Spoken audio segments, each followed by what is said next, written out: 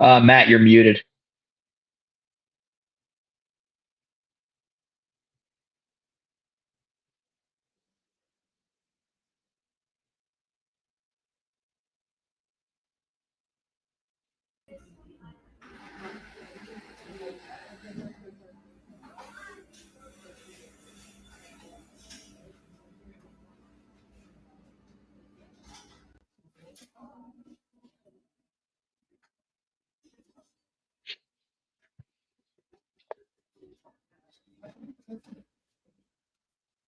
I think Matt's having some microphone issues.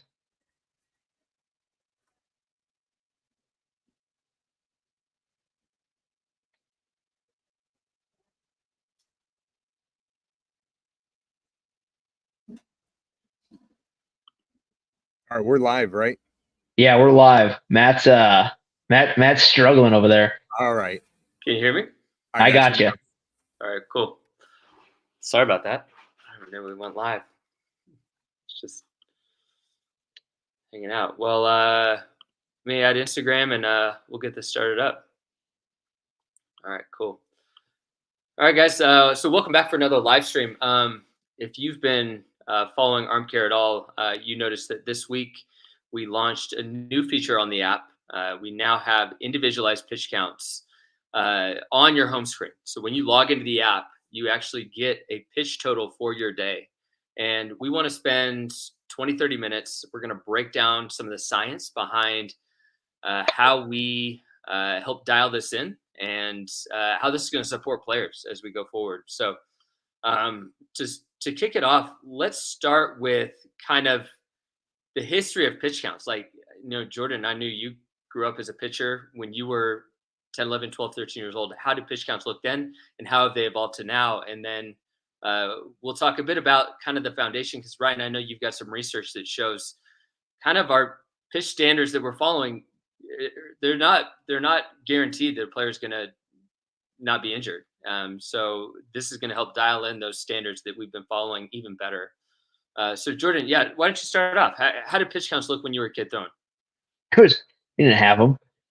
Like they were talked about, but shoot, I think my first game pitching in varsity high school, I think I threw like 140 pitches. Is like a 17 or 16. I don't know, 16 and a half, something like that. They just threw you out there. I threw 7 innings, probably worked every count to 3-2. I won, but there was no there wasn't much regulation going on. Yeah.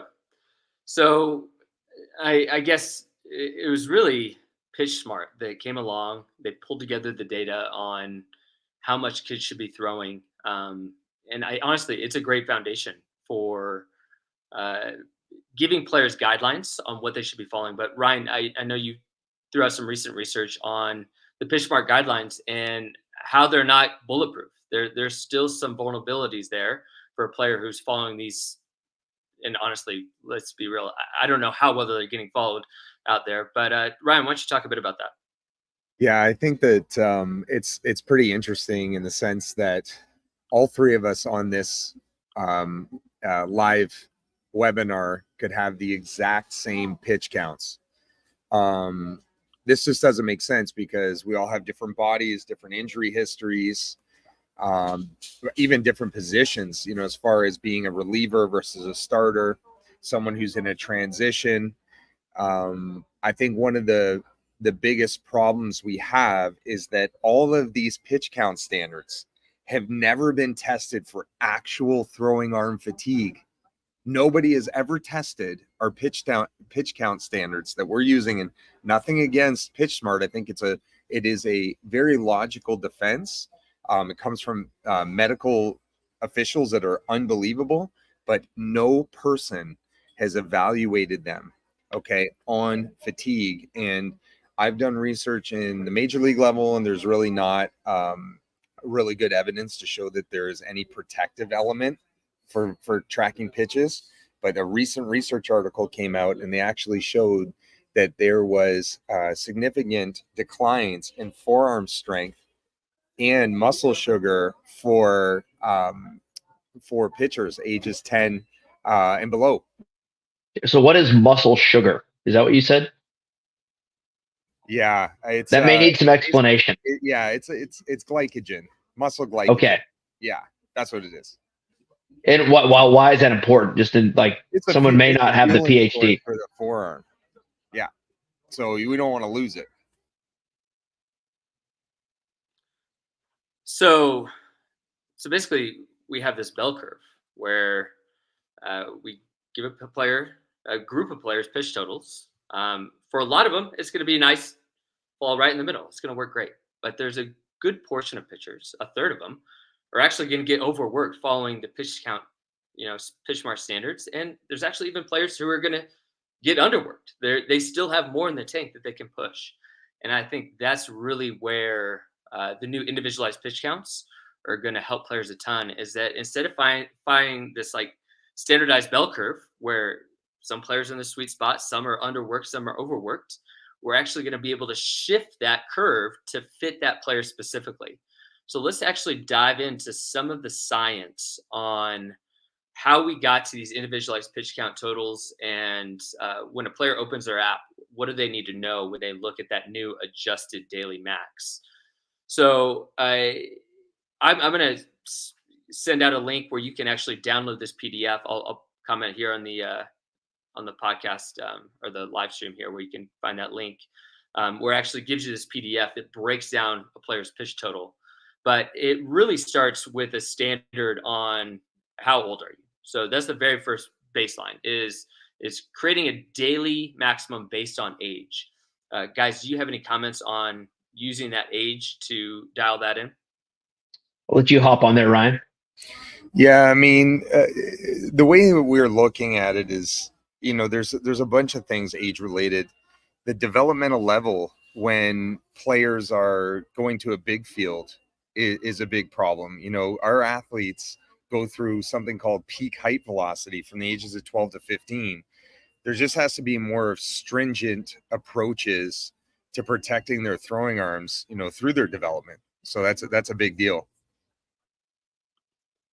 Perfect. Okay, so then we've got a player where that in their stage of development. And I think it's also important that we give a caveat here that if you go out and buy ArmCare and you just did your strength test and it's like, oh, hey, here's my pitch total for the day, that is not going to be valid right off the bat, okay, for two reasons. First of all, you actually need to give the app some data to really dial in where you should be at. So your very first day, you pull up a strength test.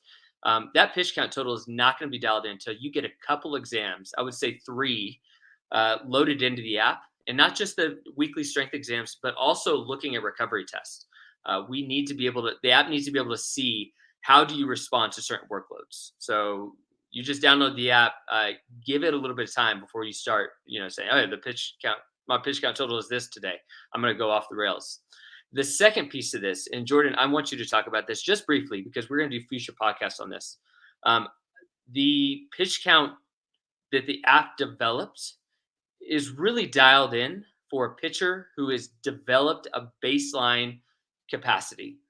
So if you just came off a long, off-season break, you're just getting back in, you need to take some time to build up that strength. And Jordan, do you have anything else you want to comment on that? Yeah, we talk about this a lot in our throwing programs course, where it's a minimum. In an ideal world, you're having at least a 16-week buildup. Now that's hard for 2-sport athletes. We do have a recommendation if you only have like 5 or 6 weeks, but we don't want guys just jumping straight into competition. That's not a good decision to make. You have to allow your body to adapt and to accommodate those workloads that it's going to need, and you have to prepare for it. You can't just jump into pitching in the season and expect it to go very well. So we do want to make sure that these pitch counts that guys are looking at are based on you have already set your foundation. You've done a preseason throwing program. You've done some live at bats. You're not just jumping straight in to say, hey, we're doing, 75 pitches today, game 1, but you haven't thrown any bullpens or any sim games building into that. So I want to say that it involves that common sense aspect of it. But the more that I learn, most people are just jumping straight into seasons.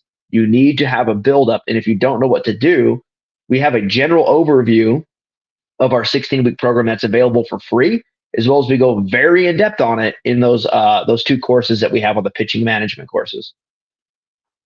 Okay, that's perfect. Thanks for the comment there, Jordan. So, yeah, just a quick asterisk on that individualized pitch total is you need to have a little bit of data built into the app to really get an accurate assessment there. And then also, this doesn't take out the need to build up your arm preseason and going into the end season.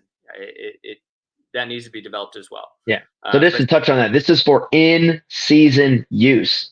So if you're throwing your first sim game and the app's like, oh, 75, we still recommend you follow our guideline of not throwing 75 pitches on your first sim game.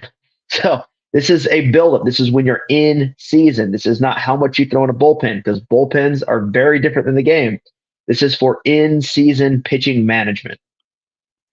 And we're going to do another live next Tuesday around this time. If you want to tune in, and we'll post it on our social as well, where we're actually going to talk about building up as through the summer and then going into season as well. So stay tuned for that.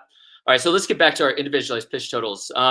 So we use age as just kind of standardized metric, and that's really been the baseline so far. Is Pitch Smart? It says based on your age and how much you threw, you should have this much rest, or you should throw this much in your next outing. But we actually take that number and then we make an adjustment, first being for the arm score. So if you're not familiar with the ArmCare app, the arm score is your total arm strength. So we calculate arm strength by looking at your internal rotation strength, your external rotation strength, your scaption strength, which would be your ability to elevate the arm, and then also your pinch or grip strength. And we add all those up and then we compare it to your body weight. So it's relative to your weight. And then we start making adjustments to those pitch totals based on these scores. So the first one is going to be that adjustment on arm score. Ryan, any comments on a player's arm score and how we're using that to adjust pitch totals? Yeah, I mean, from the basic level, arm score is the relative strength of the throwing arm. So how we calculate that is the total arm strength in all our different positions over the body weight. And when athletes are generally weak relative to their body weight, it exposes them to greater risk. There's two things in sports science that matter. Absolute strength is a total pounds. That's really a velocity-driven metric. But if you have a really big body and your arm's a wet noodle, that's a big problem. And that's why we respond differently to our pitch counts. Some athletes have a very big engine and the back of their shoulder could be weak and they don't have the parachute. So, we got to look at that particular measure in high detail. It's our apex measure. Perfect. And then we also actually make additional adjustments based on a player's injury history. Ryan, why do we adjust based on injury history for pitch totals? So the arm score? Well, yes, we adjust our pitch adjustment goes up and down. Off of injury. Well, the thing is that we've done a little bit of research myself with some people in Japan, and we were able to see that your biological tissue actually lowers your tolerance to stress. So if I have a Tommy John surgery, the tissue that I have that's reintegrated is not as strong. And that means the muscles have to be increased in their strength capacity to protect it. That's what happens with injury. And so that's, the best prevention is not getting the first one. But when we have a surgery or a significant injury, we have to be pretty strong, even more so, to handle our workloads. Okay, so those standards, they change. Yeah. So guys, if you're listening, you're seeing how we take the pitch smart totals. We say, okay, based on your age, you should be throwing this. And then we start looking at these additional metrics that either increase or reduce a player's risk of injury. And we start dialing in that pitch total even further. So that's what we mean when we say individualizing a pitch count total. Okay, so based on how strong your arm is and relative to your body weight, and then the next dial-in point is going to be your SVR, your strength to velocity ratio. So how are we using strength to velocity ratio? So your strength compared to how hard you throw to add or decrease a number of pitches for a player. Jordan, you want to take that one? Yeah. So from our data, what we're seeing is when you have that low SVR, from my experiences, and Ryan, you let me know if you've seen something different through your research. But when we were looking at this stuff, we were seeing that the low SVR guys, they're number one, they're usually not recovering as well. So we know that they're going to need a lower volume, and they're highly fatigable with the athletes I've been working with, whether they are minor leaguers, college guys, high school kids. Low SVRs generally are extremely fatigable. High SVRs are generally less fatigable from the groups that I've been dealing with. They generally handle that workload a little better because we're comparing how strong you are compared to your current velocity. So if me and Ryan both throw 90 miles an hour, but Ryan generates 190 pounds of force and I generate 130 pounds of force, one of us is going to be more resilient long term and midterm going over that, where we're both might not see anything over the short term, but long term, Ryan's going to be a more resilient arm than mine, even though we're both throwing the same amount of velocity. That's not factoring in mechanics. That's not factoring in anything, because those aren't things you can control anyways. So what we want to make sure is that if we're throwing on a good mound, bad mound, turf mound to a dirt mound, rain, whatever the situation is, strength velocity ratio is kind of what I view as that long-term picture to make sure we're going to handle the resiliency of whatever pitch totals we do, as well as it is going to generally impact our ability to stay healthy and maintain performance long-term. One more thing on that is almost 100% across the board. When we do this work with the universities, which we have our accelerator program and the other things where we're diving deep into their data and going over it with them, almost 100% of those athletes at the college and the pro level that are low on SVR, they start we'll say 88 miles an hour with low SVR. 3-4 weeks into the season, they're throwing 86, and then they're throwing 84, and then you're throwing 82, and they just can't kick it, right? But then those guys with a high SVR, they start throwing 88, and they start throwing 89, 90, 91, and they're throwing more strikes. And the reason for that is you're going to have these natural adaptations that are going to occur with range of motion. And if you don't have the strength to support the range of motion, that muscle is not going to fare very well. That joint is not going to do well. So SVR is kind of helping you understand how the deep dive of that joint's going to go. And the stronger you are, the more adaptable you're going to be able to be in that increase of range of motion. So hopefully I explained that well. But to me, that's the huge metric on building in your pitch volumes. If that SVR is low, you have to drop your pitch totals. I don't care if whatever guideline you're using says 110 throws, you're not strong enough to do 110 most likely. And that's where combining that arm score, SVR, I know we're going to get into shoulder balance, and I went on a big long tangent there. But Ryan, do you think I at least added some valuable context there?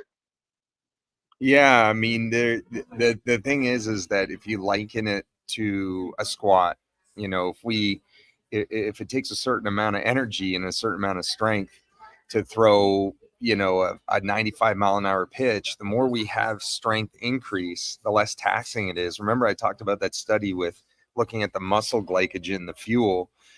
When you're really highly conditioned, the perceived exertion and the actual physical exertion is less on the body. It takes way less neurological loading. So we always want to be, when I say is, you don't want to outgrow your arm. You don't want to get too big and the arm doesn't catch up. But you definitely don't want to outthrow your arm where the velocity starts getting too high and the strength isn't catching up. That's a big problem, and we need to be able to scale based on that. Yeah. So what we're really covering is strength gives the body the capacity to stabilize the joints. And when the body starts losing strength, we start adding stress to the connective tissue of the shoulder and the elbow. And that's where we start running into ligament and tendon injuries. We start working on adding more stress to the bone for a developing player as we start getting growth plate issues. So strength really gives us that capacity, that buffering to push those intensities higher and those workloads higher without adding extra load to the connective tissue. And that's really the foundation here is when we get a player who develops and builds up their strength, they get more tolerance. We can push them a little bit higher. And you're going to see that in your adjusted pitch totals also. And we've talked about how we adjust pitch counts up or down based on arm strength relative to a player's body weight, arm strength relative to their velocity. The next piece is going to be we actually adjust arm strength based on watches or warnings for individual muscle groups. So if we actually start looking at the strength scores, and we see individual pieces of that whole system lagging, we will start reducing pitch counts based on that. So if we see a drop off in strength for, say, scaption, or a reduction in strength compared to the other muscle groups for scaption, we're going to start adjusting pitch totals on that. Additionally, if we see an imbalance from front to back, that's also a sign that we need to maybe make adjustments. But I next want to get into the big piece on how do we adjust for arm recovery? Because I know that's a huge piece where if a player puts in a heavy workload, they're obviously going to need more rest or come back at a reduced pitch count.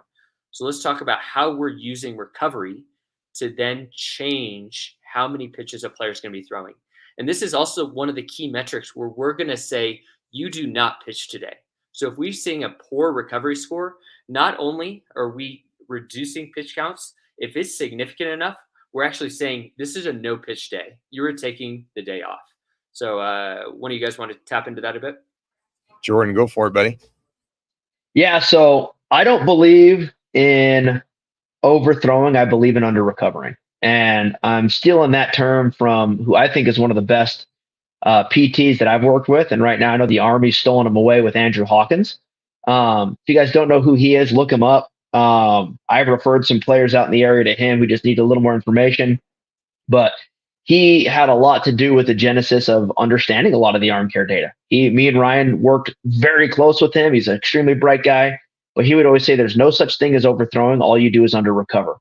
And as we started digging into that, it's like, yeah. And Ryan and I were running these weighted ball programs. And as we were looking at recovery in a weighted ball program, we went down to like almost a 0% setback rate period and almost 100% improvement rate. So it's like we had these huge swings by monitoring recovery. And we had a whole bunch of people getting all angry and, up in arms because a guy pitched on a 48-hour rest in NCAA in a regional. But you hear the interview with their pitching coach, and he's like, he had low fatigue from his previous outing, and he was recovered and setting PRs. So it's like, that's a recovered arm. He's ready to go. So for us, it's always, you got to make sure you are recovered and bouncing back, because if you're not, you're going to continually see your trend lines go down. And if you keep getting back, even if it's on a 5 or 7 day recovery, if you're following that 0, 1, 2, 3, 4, 5, 6, 7 day rest that some of those guidelines have, it doesn't matter. If you're not recovered and you're not pitching on a full gas tank, you're not going to go the distance you need to go. So I always reference this when I talk to people. One of my favorite movies, Dumb and Dumber, when he says, Harry, we're in a hole, we just have to dig ourselves out. You obviously can't dig yourselves out of a hole. If you're in there, if you're down in the depths, you can't just pitch your way out of it. You have to recover. You have to bounce back. That could be nutrition. That could be a whole slew of other factors. If you are not back to full strength by, at least for me, day 2, no later than day 3 is the ideal. And if you're not doing that, then you need to start diving deeper into why your body's not recovering the way that it should. Most likely it's a sleep and nutrition issue, or possibly a strength issue. But you need to start digging into why you're not recovering, because pitch totals do not give you the full picture. Again, I know I got off a little topic there. So Ryan, fill in my gaps for me. I think you hit the nail on the head. Yeah, I really do. It's we're at a time point in an era where everything can be individualized. This technology is giving us the power in our hands to focus on the individual. And the heuristic is generalization equals hospitalization. Individualization equals optimization. We need to be able to be dynamic with our athletes. And, we have just a great way in our app now. You don't have to do a lot of the thinking. It's just going to take into account all our metrics, all the key ones that we talked about, summarize them, and then spit out the appropriate workload number to reduce your risk of injury and also inflammation. Jordan, thanks for the Dumb and Dumber reference. It's just so much wisdom from that movie alone.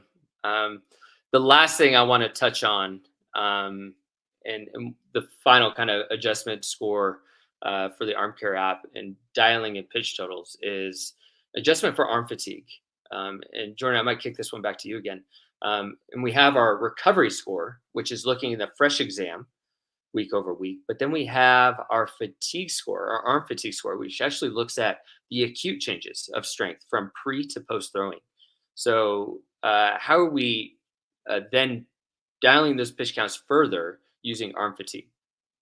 Yeah, so this is something that, and I've said it before, I think the post exam, which gives you that fatigue information, is the most important test that we have, period. The reason for that is your body's going to respond differently to workload every day. There's an athlete that I have. He was in the Northeast. He's now at a different school now, but he was in the Northeast in his first college outing that he had was a sim game they did in the winter. He threw a 20 pitch inning, a break, and then a 20 pitch inning. He lost 7% strength on his post exam. 7 days later, he did the same exact thing. The coach had him go 20 pitches, a break, 20 pitches, both in a sim game setting. No change in the way that everything was done. Both were done inside. That one, he lost 23 or 27% strength. I forget the exact number. Both 40 pitches. So based on those two post exams, they're going to need a different way to get back to that next bullpen, the way to get back to that next outing.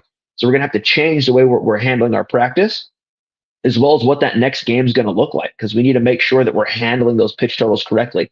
So it's going to adjust based on that post exam, because not every pitch is thrown the same. Not every pitch is equal. Not every pitch, just because I throw 40 and Ryan throws 40, doesn't mean we're going to respond the same. And even like we use in this example, if Ryan throws 40 and then 40 again, he may respond differently. So we have to pay attention to that post exam, because to me, that's probably the most telling factor on whether that athlete needs a deload or whether he actually needs to increase. So to go back to the university, and again, we have this stuff posted on our Instagram, the interview with Coach McDonald, who's probably one of the best pitching coaches in my mind at the collegiate level.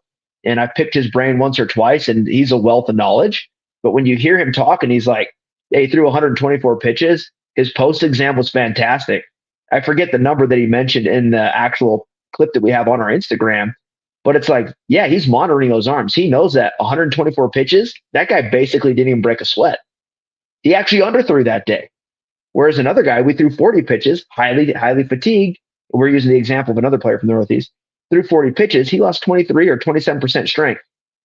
Not everything's created the same. So that's why we need to monitor that post exam and use that to dictate the information it is that we're going to.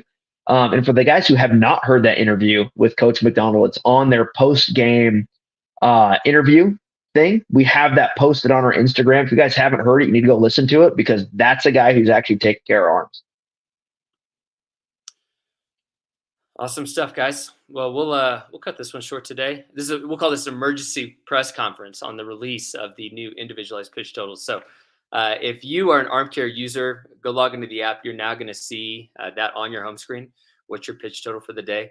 And we'll be back for more. There's so much more we can dive into. I already talked about, next week we're going to talk about building up arms. So just because your pitch total says, you can throw this today, maybe that's not what you should be throwing today. There's still judgment calls to be made in making sure that players are performing at their highest level and then also keeping them healthy. So guys, thanks for tuning in. I am going to post links to our individualized pitch total webpage, so you can actually dive into some of the data on this, and you can download the PDF to look at all the stuff we just talked about. And stay tuned. We're going to keep unpacking all this and hopefully supporting you guys even more. So until next time, have a great one.